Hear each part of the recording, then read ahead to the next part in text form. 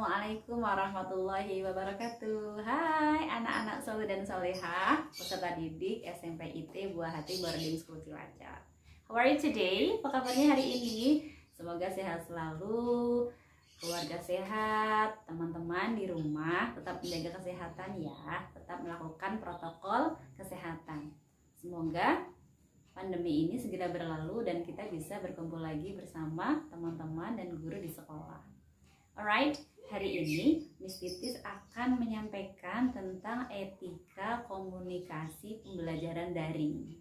Iya, kan kita di tahun ajaran baru ini sementara masih online dulu nih belajarnya. Nah, jadi kita perlu mengetahui etika komunikasinya seperti apa biar sama-sama nyaman ketika pembelajaran daring. Kita mulai ya, check it out. Teman-teman sudah tahu apa bedanya komunikasi luring dan daring? Atau istilahnya itu luring itu artinya luar jaringan, artinya offline atau langsung, sedangkan daring itu online, artinya di dalam jaringan. Jaringan apa? Jaringan internet dong. Oke, kita bahas komunikasi luring atau luar jaringan. Artinya komunikasi yang langsung, kita langsung ketemu sama orang yang kita ajak ngobrol, ajak komunikasi tanpa menggunakan media. Nah, sedangkan komunikasi daring atau online itu artinya kita tidak bisa bertatap muka langsung nih sama yang kita ajak ngobrol. Ada media yang kita gunakan untuk menyampaikan maksud atau pesan kita. Apa aja misalnya? Yes, good. SMS, and then WhatsApp, what else? Instagram, Facebook, Twitter, terus telepon, dan lain-lain, email dan sebagainya. Nah, media-media yang tadi kita gunakan itu termasuk media komunikasi online atau sering kita sebut dengan social media. Alright, next. Nah, apa itu etika komunikasi? Etika komunikasi itu adalah bagaimana cara kita berkomunikasi atau bertingkah laku, bertutur kata yang baik dan benar dengan orang lain. Bisa guru, orang tua, teman, saudara, dan lain-lain. Sedangkan pembelajaran daring artinya pembelajaran atau proses pembelajaran bentuk kelas yang menggunakan media, baik media elektronik maupun media cetak. Got it? Udah paham? Absolutely. Okay, next. Nah, karena kita tidak bisa dalam komunikasi daring atau online, kita tidak bisa bertatap muka langsung. Kayak kita nih, ada medianya kan ya. Nah, kita tidak bisa menyamakan ketika ngobrol langsung dengan orang yang kita ajak bicara dengan ketika komunikasi online atau daring atau tidak bisa bertatap muka langsung. Maka kita tidak bisa menyamakan. Ada hal-hal yang secara sosial tidak bisa kita lihat.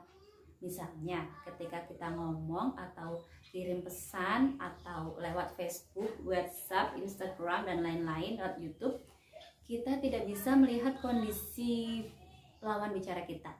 Kita tidak bisa melihat intonasi, mendengar intonasi suaranya, melihat mimik atau gaya bicaranya, atau kita nggak bisa gaya bahasa tubuhnya seperti apa.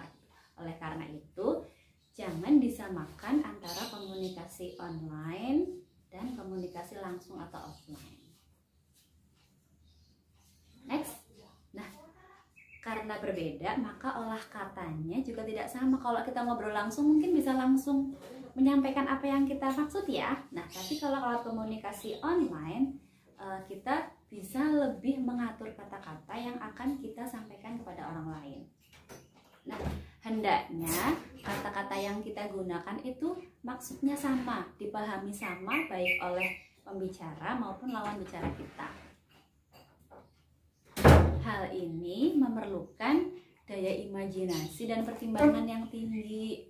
Misalnya ketika kita lagi santai, sedangkan teman yang kita ajak bicara kita nggak tahu apakah dia lagi sibuk atau lagi santai, atau lagi seneng atau lagi bete kayak gitu ya. Nah, kita bisa lebih berhati-hati memilih kata-kata yang akan kita gunakan ketika berkomunikasi online.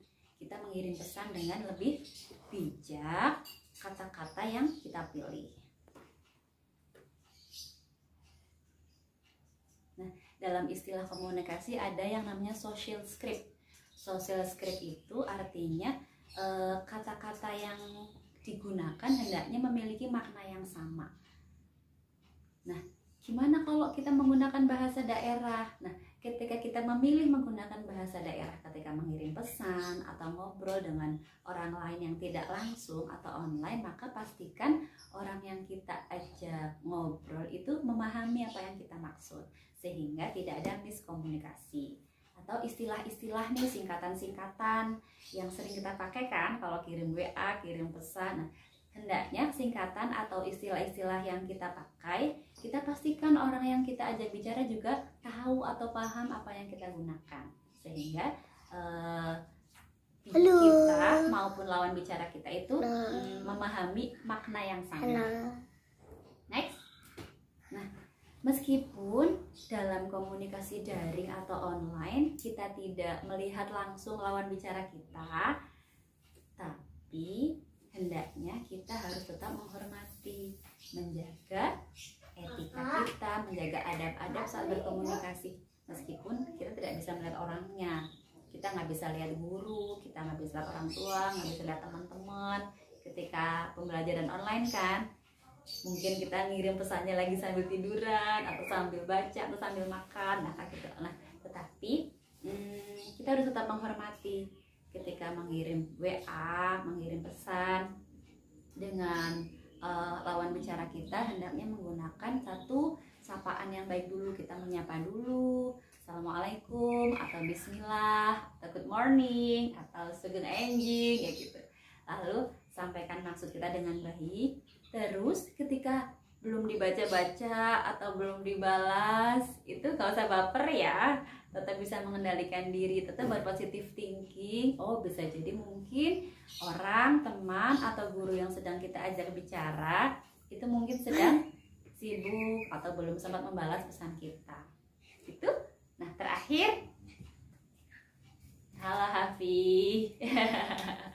Terakhir, kita ingat pesan Rasulullah bahwa Hafi boleh di sana dulu sebentar aja. Ini terakhir, tunggu ya.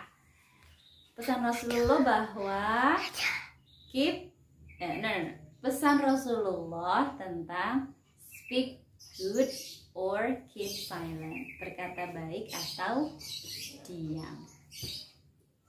Berkata baik atau diam. Maaf, Bunda sedang bicara sebentar. Boleh ke sana dulu ya. Sebentar saja, sedikit lagi Bunda selesai ya. Terima kasih Hafi. Ya, hadis Rasulullah tentang berkata baik atau diam, speak good or keep silent. Nah, ternyata Rasulullah itu sudah menyampaikan 1400-an tahun yang lalu tentang kalimat ajaib ini. Daripada kita berbicara yang tidak baik, lebih baik menahan. Baik, terakhir kita akan mengingat hadis Rasulullah tentang berkata baik atau yes good atau diam, speak good or keep silent, berkata baik atau diam. Nah, hadis Rasulullah ini sudah Rasulullah sampaikan 1400 tahun yang lalu tentang komunikasi. Ketika kita memang tidak bisa berkata yang baik, lebih baik menahan diri, diam. Nah, seperti itu. Baik, insya Allah itu pembelajaran tentang etika komunikasi dalam pembelajaran daring hari ini. Terima kasih atas perhatiannya, mohon maaf lahir batin. Oh iya, setelah ini teman-teman mengisi kuesioner tentang etika komunikasi, nanti diisi dalam Google Form yang sudah kita sediakan. Oke, selamat mengisi. Assalamualaikum warahmatullahi wabarakatuh.